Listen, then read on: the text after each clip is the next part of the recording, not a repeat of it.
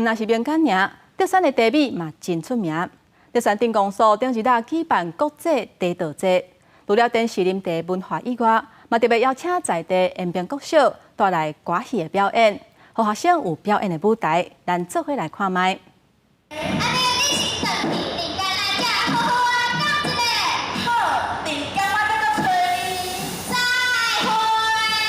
舞台顶各队的学生囡仔用歌戏的表演展现出因的自信。这届德山镇公所办国际茶道节，除了推广德山的名产茶米，嘛特别邀请延平国小儿童戏剧团的学生来演出。无论是讲台词、做动作，拢真讲究，大家的观众嘛拢真学乐。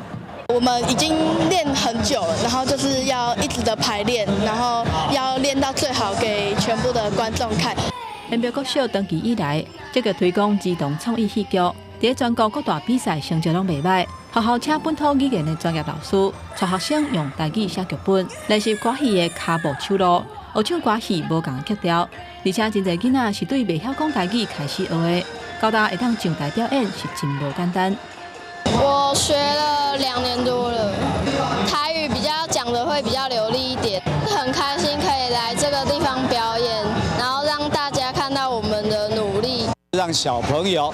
可以透过戏剧当中去学会培养自己的自信心，也希望说，